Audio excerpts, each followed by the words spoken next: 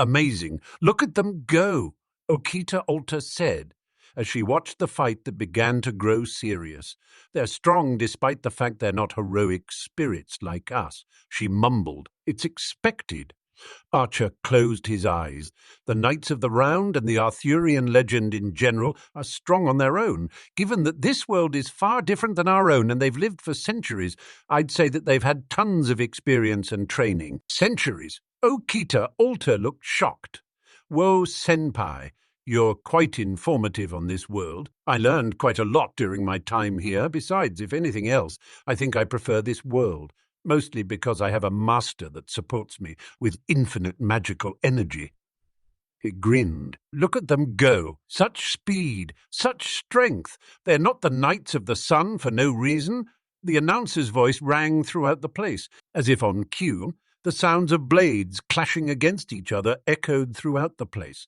Gawain but barraged with consecutive clashes towards his fairy knight counterpart, that is, no matter how many decades pass, no matter how many centuries go by, you improve nonetheless. Gawain said as he stepped back, surprising Bargist at his sudden retreat. He threw his sword into the air, and a smile formed. As the Knight of the Sun, it's the perfect time of the day where the sun is at its brightest. The heat that radiates on this day will finally break this endless time. The sword fell back down, catching it without batting an eye. Bargist widened her eyes with grit teeth. She thrust, releasing her chains. Dark magical energy burst forth as Gawain released a magical slash, the power of the sun, as that same energy collided with her own. A mixture of yellow-red and purple-red exploded on impact in the middle of the arena, a perfect counter to Sir Gawain's mighty power of the sun. Truly, this the greatest time that both knights can fight, with the sun fully exposed, their power reaching its peak. You can practically feel the heat from that, even with the barriers, mumbled Archer, sweating silently. Just what have I gotten myself into? He silently weeps. Is beyond his capabilities. Generally, that is, did you think that would work on me? Bargist asked with a smirk. No, Gawain smirked back. But I'm glad it didn't, otherwise I would be disappointed. Bargist twitched her eye. I'll show you why I'm known as the fairy knight Gawain. In an instant, she appeared right in front of Gawain. Her blade was above her as she then smashed down with full impact. Gawain widened his eyes at the moment she appeared in front of him. He moved out the way, stepping back as Bargist caused the entire ground to shake. Whoa! Whoa! Whoa! I was almost knocked off my feet, ladies and gentlemen. The announcer said, "Who tried not to fall?" Lady Bargist isn't one to take lightly. Her strength can cleave her opponent in two if not prepared. Gawain growled as he dodged out the way. He widened his eyes as he saw blood drip. The first shed of blood goes to Lady Bargist, managing to hit Sir Gawain, who, despite dodging out the way, still failed to not get hurt. The crowd roared as people applauded.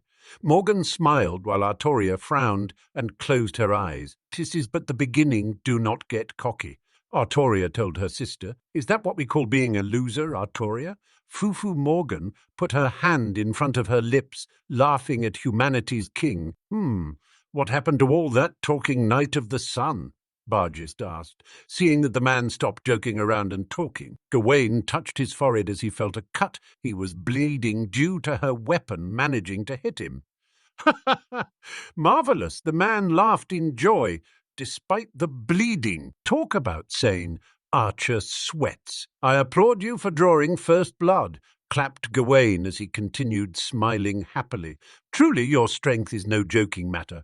Your agility has improved as well. I've been taking my training seriously to entrust that Her Highness is victorious this year," Bargist said with a smirk. Looking at the man, "Of course, I take it you've done the same." "Of course. As Artoria's beloved Knight of the Sun, I'll continue pushing myself to entrust that I bring victory for my king." Gawain laughed. With a grin of his own, he appeared behind Bargist. She widened her eyes, swinging her body while slashing with her weapon. But when she strikes the man directly, her blade just went through him. She was slashed on her side when she saw Gawain stand in front of her. He appears with a smile. Amazing, such speed! For a second, it looked like Lady Bargist got a clean hit on Sir Gawain, but in truth the man already dodged and counter-attacked her while she was wide open. Everyone in the crowd looked in awe. What they just saw is crazy on its own. An after-image, Archer said with wide eyes. Amazing. Even with my experienced eyes, I was sure he was hit.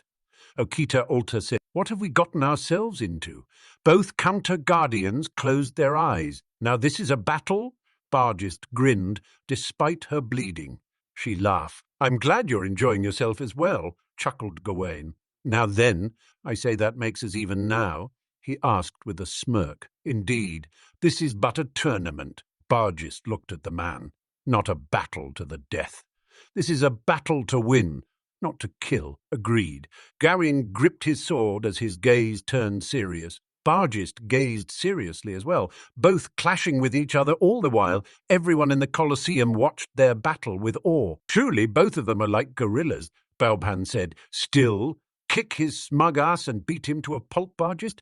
She yelled at her fellow ally. "Are you still angry at him for calling you small?" Tristan asked, referring to the vampire's breast size. "Flat is justice," yelled Baoban. "Besides, I've grown quite a bit." She puffed her chest out. Indeed, she will never forget the man's insult that hurt her pride as a woman. She was still groaning centuries ago. "She's gotten bigger, okay. You're still small for my taste, princess. Perhaps come back and see me in a few hundreds of years," Gawain said, simply to tick off the vampire. "Beat him up," roared Baoban. "Yeah. Flat is better than carrying 2 pieces of useless flesh that weigh you down," Melusine said. "Beat him up," she yelled to Bargist. Her screams were quieter than Baoban's. "I can't take this world seriously, PFT." Archer looked away. "What's so funny, you bastard?" "Huh?" Baoban angrily asked Archer. "Nothing, princess. I just can't help but be reminded of how much of a brat you are," snorted the bowman. "Eh?" He let out a small laugh. "Besides, there's nothing wrong with being a cutting board. Come." Archer holds his head in pain as he got hit by both Melusine and Baoban, with tick marks on their foreheads. "Forgive me, your highness, but Archer is insufferable." Melusine bowed apologetically. "Oh, don't mind me. He deserved it," Morgan said. "He did?" Cutting board. Artoria put her hands up to her chest, looking down, frowning. "Does Sharu prefer big? What are you pondering on over there?" Morgan asked her sister, seeing that she had a gloomy aura around her. Artoria looked at Morgan's chest. Her sister was a bit bigger than her, and she grew even more dejected. "No wonder why he spoils you," Artoria said. "Eh?" Morgan looked at her sister in confusion. Artoria then looked at her servant. Boing, boing! They were basically exposed. Even her servant is bigger. "Emiya senpai, I'm hungry." Okita Alta clung to the bowman's arm. "Boing, boing! How impure!" Artoria thought as her face grew red. Looking at her servant cling onto the boy she once knew, her chest pushed onto the man's arm. "I'll cook you something once this is over." "What do you want?" And the man doesn't seem fazed at all by this. "You don't," Okita Alta said, clinging tighter as her chest dug the man's arm deeper. "Why did I even ask?" sighed the man, turning away from looking at his kuhai, blushing. So soft," thought the man. Okita Alta just looked on innocently, confused. "This is getting exciting." Gawain sheepishly scrunched his nose up. "Agreed. My blood is boiling with the intensity of this battle." Bargist grins. Both servants were dusted and dirty. To say they were injured is an understatement. They are both bleeding and a lot, from their heads to their bodies, scratches all around. Their armor was scratched and some pieces were broken. "These guys are nuts," Archer whispered. "Ha!" With a blazing release, Gawain's sword was engulfed in a giant flame. As if the sword itself became heat, he slashed at Bargist with an upward slash, the flame sword bursting in length as Bargist blocked barely with her armored arm. She winced as the armor slowly melted, but grinned at the pain. With a downward strike on Gawain, she released a full-on blow once again like in the beginning. She knew he would dodge it, and so when her blade came in contact with the ground, she flung her chains forth as they wrapped around Gawain. "Ah!" So Gawain was entangled in a trap. Deceiving the man with a full-on downward blow to the ground, Lady Bargist proceeded to use her chains. "Truly, what a smart move!" cried out the announcer. "Got you!" She pulled on the chains as Gawain was sent flying in her direction. The man widened his eyes as he neared. With a slash of her blade, Bargist sent Gawain flying and crashing into the barrier. Gah! Gawain cried out as he fell. A critical and direct hit.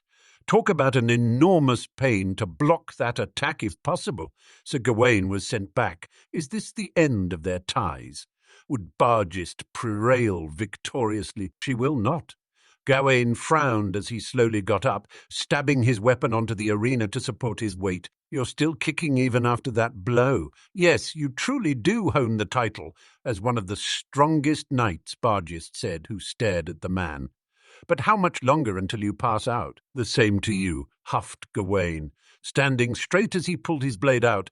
"This next blow will be the last." The man frowned, gripping the sword, raising it as it gleamed with the sun's light, bursting into flames once again. With his stance, he intensely grips the blade with all his strength. "I'll use all my strength to send the power of the sun to you," Gawain declared. "Then I'll do the same favor back to you," Bargist growled. Her blade glows darkly, getting into her stance as well. "This is it," Matoria said at the same time, leaning forth as their eyes stared intensely. "Higher!" With a cry from both parties, they released their strongest blow against one another, hoping to overpower one over the other in this clash between their separate but similar powers. The wave of the sun collided with the wave of darkness. Ironic, isn't it? Bargist is a monster of darkness and the night, yet to be given the power of the Knight of the Sun is quite ironic. After a while, without one another faltering, Gawain and Bargist stared on while they sweat, hoping that they already win this match. Their attacks exploded, causing a massive shake around the Colosseum as people yelled in fright. The barrier shattered with how destructive the explosion of both attacks was. Morgan and Artoria remained unfazed. To them, they feel as if the wind blew on their faces. Blankly, they stared on.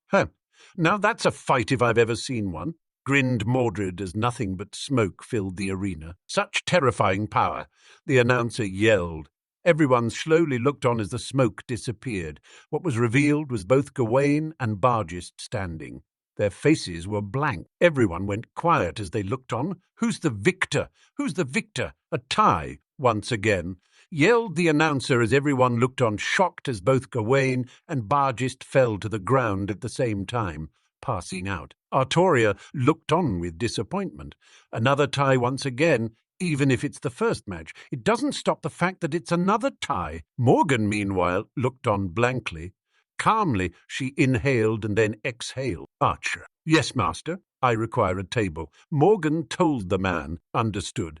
Archer nodded. He appeared next to Morgan, projecting a simple table as he placed it down. "Thank you." Morgan smiled. Closing her eyes, she inhaled and exhaled once again. "Phew!"